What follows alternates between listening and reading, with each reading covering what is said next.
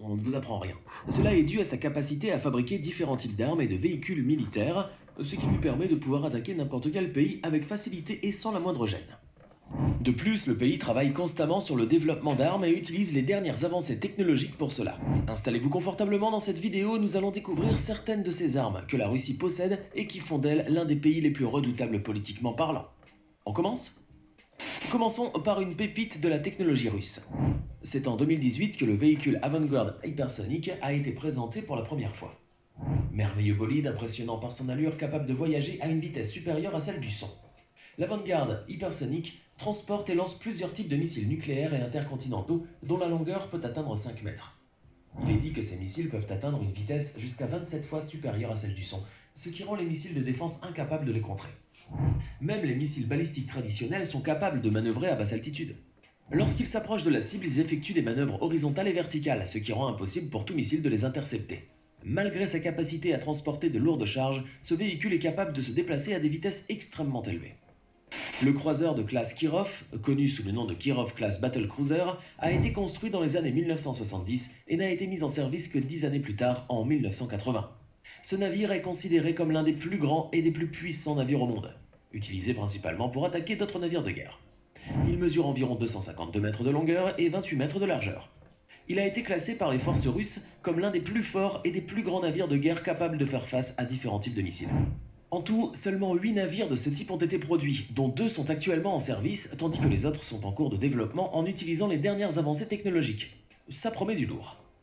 Ce navire est capable de lancer différents types de missiles, de contrer ceux des antinavires et de résister aux attaques de sous-marins multiples. Les forces russes travaillent actuellement sur le développement d'un type d'arme qui permettrait à ce missile ultra puissant de se déplacer à une vitesse supérieure à celle du son. Est-ce que vous arrivez à imaginer ça un seul instant ? Passons maintenant aux avions. Celui-ci constitue un point fort colossal pour l'armée russe. Il s'agit du Tupolev Tu-160 Blackjack. C'est un type d'avion de guerre qui a été fabriqué dans les années 1970 par l'Union soviétique. Il est mondialement reconnu comme étant l'un des avions de guerre les plus puissants et les plus coûteux qu'il n'ait jamais eu dans l'histoire de la guerre. Et qu'en plus de cela, il est très difficile de les reproduire. Donc aucun risque que les ennemis de la Russie s'en procurent un aussi. Cet avion de guerre d'exception est aussi connu comme étant l'un des avions de guerre les plus lourds. L'histoire raconte que cet appareil a été mis en service pour la première fois en 1987. À l'époque, il s'agissait d'une grande prouesse de faire voler un avion de ce genre. Ce mastodonte comporte 4 postes d'équipage et est équipé de systèmes de défense, de sécurité et de protection. Sa longueur atteint environ 53 mètres, tandis que l'envergure de ses ailes atteint 55 mètres. Vous arrivez à le concevoir ? Et ce n'est pas ça qui est le plus impressionnant chez le Tupolev Tu-160 Blackjack. On dit que sa vitesse maximale est d'environ 2220 km/h et qu'il a une portée allant jusqu'à 12 300 km. Et le plus fou est qu'il a la capacité de transporter environ 45 tonnes de bombes. Qui oserait l'affronter ? Qui oserait même fâcher Poutine ? On replonge dans la mer avec le sous-marin de classe Lassen. Celui-ci a été construit dans les années 80 du siècle dernier et était l'un des premiers sous-marins à fonctionner à l'énergie nucléaire. Cela signifie que le coût de production de ce dernier a dépassé les 800 millions de dollars. Ce n'est pas donné. Cet engin d'exception est également connu pour posséder de nombreux missiles de croisière et des missiles anti-navires, ce qui signifie qu'il sera capable de lancer différentes attaques dangereuses auxquelles il pourrait être confronté. En raison de son utilisation de l'énergie nucléaire, il peut rester immergé pendant de très longues périodes à une profondeur atteignant 580 mètres. Il peut voyager à une vitesse de 65 km/h et sa longueur atteint 139 mètres. Aussi, l'appareil nécessite 85 membres d'équipage pour opérer à bord. 85, vous avez l'impression que ce n'est rien, mais on parle là que de pilotage et pas de stewards. On s'attend à ce qu'environ 8 sous-marins de ce type soient produits dans les années à venir, mais je ne préfère pas imaginer pour quelle fin ils seront mis en service. Arrêtons-nous pour notre habituelle question de culture générale. Si vous y répondez, sachez que vous êtes fort. En quelle année a eu lieu le premier lancement de fusée ? A. En 1826, B. En 1926, C. En 1862. La réponse vous sera donnée à la fin de la vidéo. Passons maintenant à un autre genre d'arme, l'une des plus redoutables bien qu'elle ne fasse pas vraiment de dégâts au même titre qu'un missile ou qu'une bombe nucléaire. Il s'agit du système de guerre électronique Krasukha 4. C'est l'un des véhicules les plus puissants produits en 2014 dans le but de faire face à diverses attaques auxquelles les forces militaires russes pourraient être confrontées.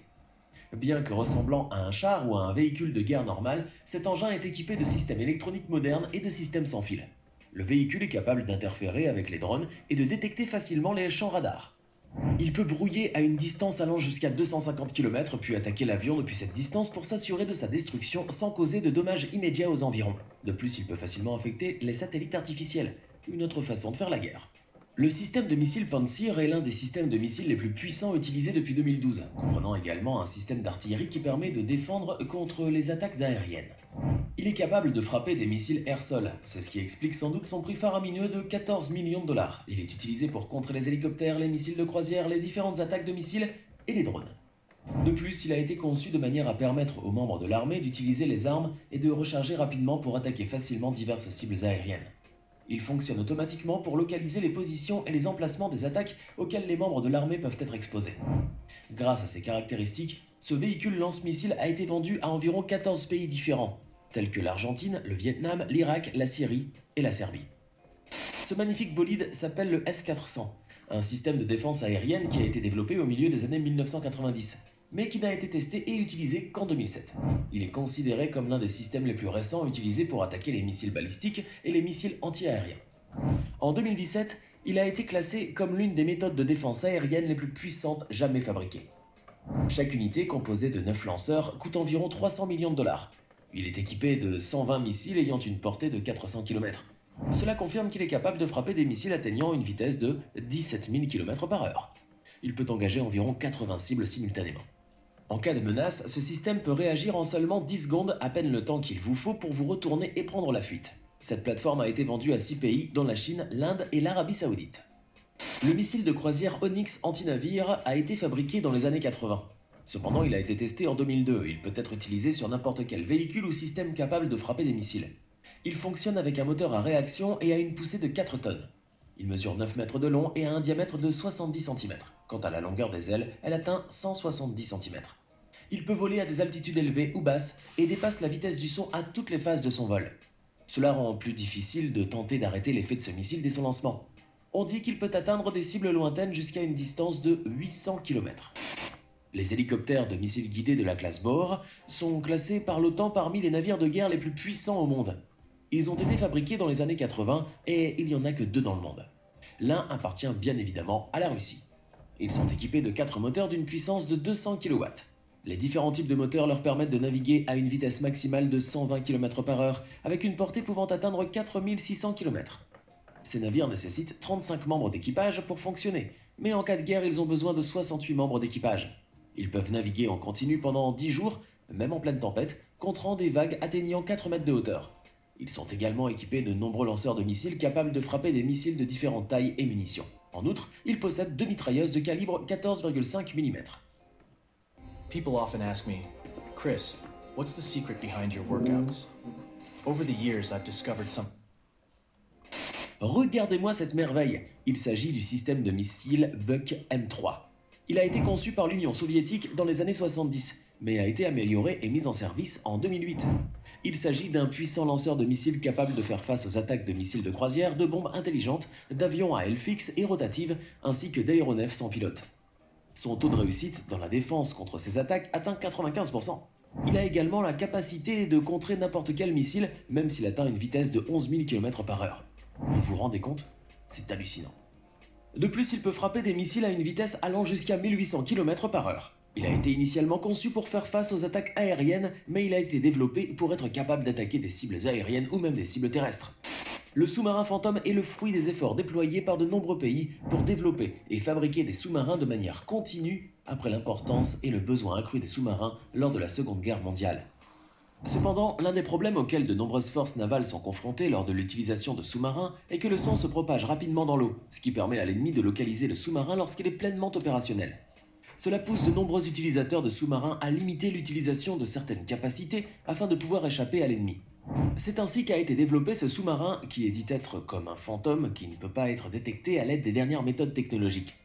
Il peut accueillir 52 membres d'équipage et se déplacer à une vitesse de 37 km/h. Pas grand-chose, mais il remplit largement son rôle principal en étant silencieux. De plus, il peut rester en immersion pendant 45 jours à une profondeur de 305 mètres. Sa capacité à se dissimuler au radar ennemi est une des caractéristiques secrètes qui n'a pas encore été divulguée. Le missile balistique intercontinental Iris-24 a été testé pour la première fois en 2007 et on dit qu'il est l'un des plus puissants porte-missiles balistiques intercontinentaux. On dit qu'il est une évolution des outils utilisés pendant la guerre froide.